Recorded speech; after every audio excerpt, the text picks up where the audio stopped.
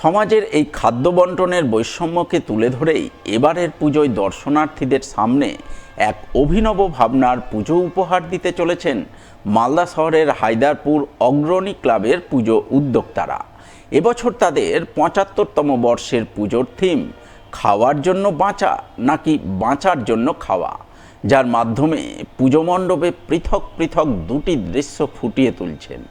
একদিকে থাকছে বুভুক্ষ মানুষের এক মুঠো অন্নের জন্য মর্মবিদারী হাহাকার দৃশ্য, অপরদিকে থাকছে ধনশালী মানুষের খাদ্যের অপচয়ের নানান দৃশ্যপট, যা বিভিন্ন মডেলের মাধ্যমে ফুটিয়ে তুলছেন পুজো উদ্যোক্তারা।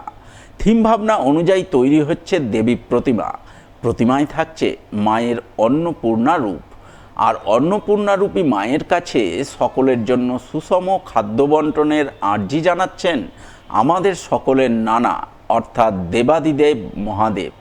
অভিনব ভাবনায় এই প্রতিমা গড়ছেন মৃৎশিল্পী সত্যজিৎ রায় এবং তার ভাই সুকল্প রায়। মণ্ডপসজ্জায় রয়েছে মালদা শহরের রথবাড়ি মালি চাটাই ফ্যাক্টরি অ্যান্ড ডেকোরেটর। আর এই পুজোর পুরো ভাবনায় রয়েছেন শুভদীপ কুশারি এবং বিদ্যুৎ কর্মকার। এবছরের বিশেষ আকর্ষণ বলতে বা থিম বলতে আমরা যেটা করছি সেটা হচ্ছে সমাজকে একটা বার্তা দেওয়া যে আমরা প্রতিদিন প্রচুর খাবার নষ্ট করি, ওয়েস্টেজ করি। সেই খাবারটা যদি নষ্ট না করে আমরা একটু পর্যাপ্তভাবে আমরা ওয়েস্টেজ না করে যদি খাবারটা যদি আমরা বন্টন করতে পারতাম, তাহলে গোটা পৃথিবীতে প্রায় 40% মানুষ রাতে না খেয়ে ঘুমোয়। তাহলে সেই পার্সেন্টেজটা হয়তো অনেকটাই কমে যাবে। সেই ভাবনা থেকে আমাদের এবছরের যে চিন্তা আমরা করেছি সেটা হচ্ছে যে বাঁচার জন্য খাওয়া নয়, খাওয়ার জন্য বাঁচা। আনুমানিক ৮ লক্ষ টাকার মতো আমাদের বাজেট। আমাদের তো আশা যে প্রচুর মানুষ আসবেন, কারণ আমাদের যে ভাবনা চিন্তা এটা ইতিমধ্যেই গোটা মালদা শহর নয়, নর্থ বেঙ্গলে ছড়িয়ে পড়েছে যে আমরা কী ধরনের কাজ করছি। তো আমাদের আশা যে এবছর প্রচুর মানুষ আসবেন। মালদা শহরের মধ্যে যে কয়েকটি শতাব্দী প্রাচীন সার্বজনীন দুর্গাপুজো হয়ে আসছে, তার মধ্যে শহরের অভিরামপুর সার্বজনীন দুর্গোৎসব অন্যতম। বর্তমানে এই পুজোর বয়স ১৫৪ বছর। গত কয়েক দশক ধরে এই পুজো পরিচালনা করছেন স্থানীয় জিতেন্দ্র মেমোরিয়াল ক্লাবের সদস্যরা। তারা প্রথম মণ্ডপ তৈরি করে পুজো করলেও ২০১৬ সালে অভিরামপুর বাঁধ রোডে এক সুসজ্জিত দুর্গা মন্দির নির্মাণ করেন। সেই থেকে মন্দিরেই হয়ে আসছে পুজো। সার্বজনীন এই পুজোয় খুব একটা জৌলুস না থাকলেও রয়েছে নিয়ম নিষ্ঠার বহর। শাস্ত্রবিধান মেনে পুজো আয়োজন করেন, যে পুজোকে কেন্দ্র করে পুজোর কটা দিন আনন্দ উৎসবে মেতে ওঠেন গোটা অভিরামপুরবাসী। বলতে পারবো না কত বছর, তো আমরা একটা লেখি ১৫৪ বছর, মানে একটা আন্দাজই বলতে হতে, বুঝলেন। তো এই পুজোটা আগে ছিল অভিরামপুর সার্বজনীন দুর্গা পুজো, পরবর্তী এটা জিতেন্দ্র ক্লাব ৫১ সালে এস্টাবলিশ হয়। তারপরে এটা পরিচালনা জিতেন্দ্র ক্লাবই করছে, কিন্তু অভিরামপুর সার্বজনীন দুর্গা উৎসব কমিটি থাকে। পুরাতন মালদার মঙ্গলবাড়ি ঘোষপাড়া নবাগত ক্লাবের পুজো মানেই কিছু নতুন ভাবনার উপস্থাপন, যার কোনো ব্যতিক্রম হচ্ছে না এবারও।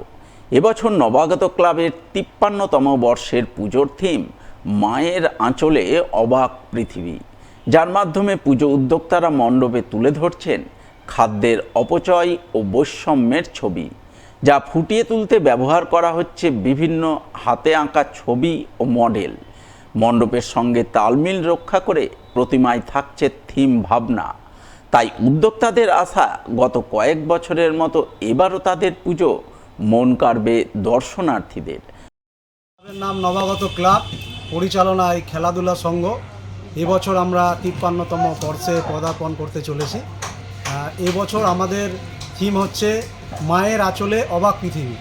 আমাদের এই সমাজে বৈষম্য এবং নিপীড়ন, যে এক শ্রেণীর মানুষ খাবার পাচ্ছে, এক শ্রেণীর মানুষ খাবার পাচ্ছে না, বঞ্চিত থাকছে।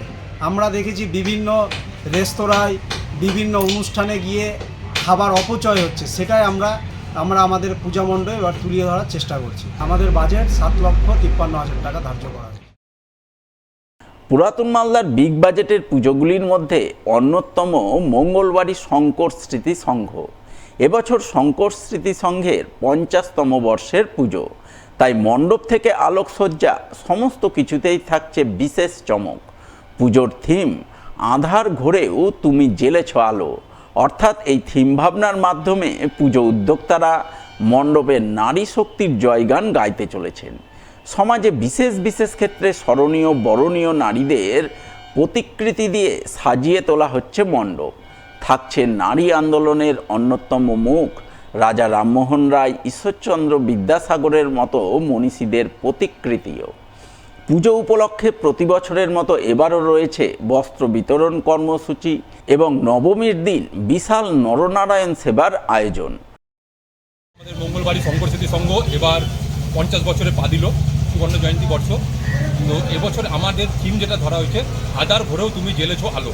অর্থাৎ আমরা দেখেছি যে 19 শতকে বা 1800 শতকে ভারতবর্ষে বা তারও আগে ভারতবর্ষে যে নারীরা পিছিয়ে ছিল, অর্থাৎ আমাদের বিভিন্ন একটা বর্ণপ্রথা ছিল বা আমাদের একটা শ্রেণীর মধ্যে বিভক্ত ছিল যে মেয়েদেরকে পড়াশুনো করানো যাবে না, মেয়েদেরকে বিভিন্ন সামাজিক কাজে নিয়ে আসা যাবে না, একটা অছুত ব্যাপার ছিল।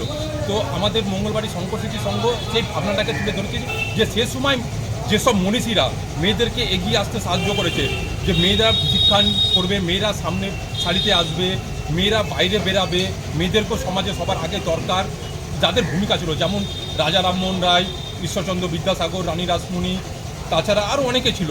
তাদের যে চিন্তাধারা ছিল যে মেয়েরা সামনে আসুক, তাদের এই চিন্তাধারাটাকেই আমরা এবার বাস্তবায়িত করেছি মঙ্গলবাড়ি শঙ্কর স্মৃতি